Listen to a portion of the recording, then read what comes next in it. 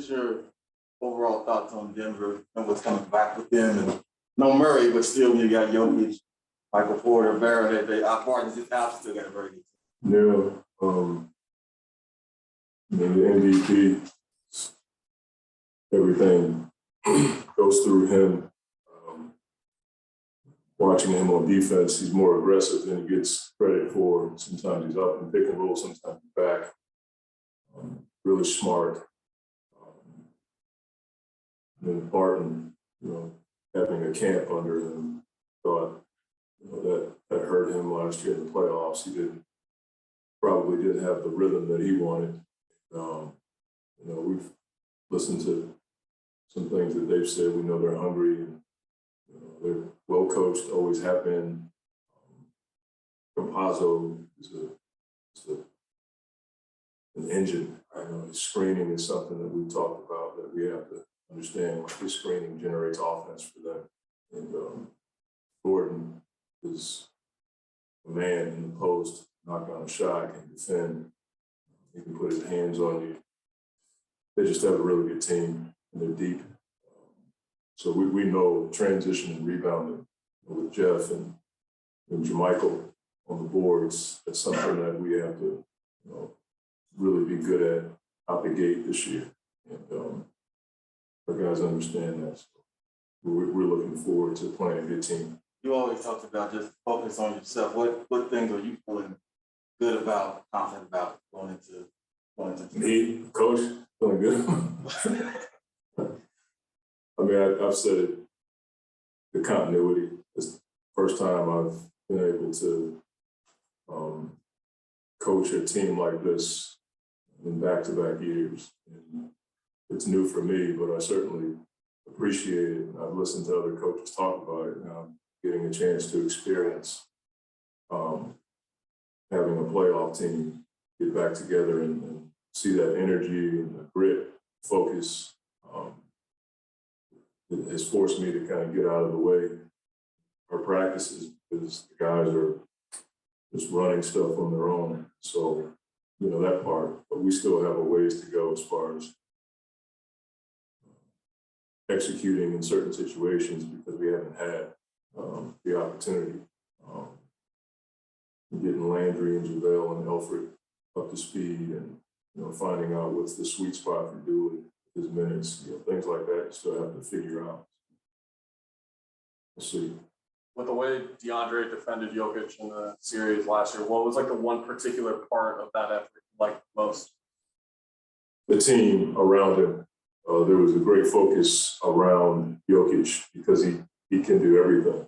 If you have your hand down, he can shoot it, he can put it down, pump fake, left shoulder, jump hook. He's one of the rare bigs that can get a rebound and take off. That's different for guys like DeAndre. How many guards get the ball and look for a 7-footer as an outlet? That's different. And so the team around him to show him bodies, but also understanding they're a good cutting team. And he's so doggone big, and his reach is above your pressure on the ball. He can, make those late passes. And so that's if you try to cover everything, you get nothing done.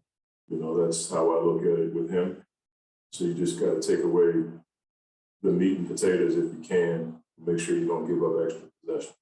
I know both teams have been playing new stuff since then, but is there a certain amount of familiarity still that can be like a hangover from that game where you recognize certain things? No. We've seen one new set that they've added, but it's the same thing that they do. They've added something that can enhance what he does. The movement, passing from the elbow, 7-footer in the corner coming off of a pin down from a small, that's different. I think he and Anthony Davis are the only ones that do that really well. So when you're in a series with the team, you learn their tendencies, and that's basically who you are. So I'm sure both teams are familiar that way. I know Chris Paul seems immortal, everything he just keeps playing into all these seasons, but since you've got two really good experienced backups with Elfrid, you talked about him in the campaign, do you have a minutes idea with Chris Paul that you'd like to limit him to, or is it just all go and see what happens? We've talked. about it. I mean, what that is, I'm not going to share, but it's something that we talk about, but then in game, he and I communicate about where he is. He's really good about being straight with me. Some guys will tell you they want to play, and they shouldn't. They're tired, but they just want to play. And Chris is like that at times, but he knows I'm just trying to help him, so he can be fresh for those moments. So we're still trying to figure that out. With the short off season and all the stuff that we've dealt with, you want to be smart, but you also want to win games. You mentioned a minute ago about finding minutes for Billy in the rotation. What is it about him? You brought him back in Washington, after that injury. What is it about him that makes you just really want to get him out there? I mean, he's big, he's physical, he can move his feet, he can guard multiple positions. You don't have to call plays for him. He finds a way to make plays on both sides of the ball for the team, and he can score. He can knock down a shot. He can get to the basket. He's one of the guys that we feel like can get to the free throw line, which helps our defense. So we're just trying to figure out ways to not just put him out there, but put him out there so he can help us be successful. We feel like he can do some stuff that a lot of guys in that position, 8th, 9th, 10th guy, may not be able to do. Just to backtrack. Go ahead. Oh, sorry. No, go ahead. Do you feel like drawing free throws is going to be like something you were talking to the other guys about too, and getting higher up there? Yeah, I think so. Coach Ayers brought it up the other day in our meetings. That's one thing we have to get better at, is being able to get to the line to set our defense. We've always been a team that's been in pretty good shape. And so over the long haul, we feel like we can wear teams down, but it certainly helps when you get to the line to be able to set your D, especially when you have rim protection and people who can guard the ball. You can see defense or the offense coming at you, it helps. So getting to the free throw line is something that can help us in that regard. I thought that. No, I was going to ask. I was going to rewind to Chris Paul. He was named to the 75th team. Yeah. Thought that it should happen, but now it's official. What's your thoughts on him being? I just think it's really cool. We've been able to be a part of some of his achievements. I saw it on the thingy ticker thing. I was like, man, that's pretty cool. So a lot of hard work, and he's gained respect in every era that he's played. Chris was one of the guys that's played in the old NBA way. He's been playing at a high level in all these eras. Him or Nash, best point guards of their generation. It's pretty cool to see those guys get recognized the way that they have. I know you're excited to know you have Bridges for the long term and everything. Extension. But obviously he's proven he can be an elite blue guy, 3-and-D, whatever. But what is his ceiling? What do you think he could become, or is he close to this? Hard to say, and he's still so young.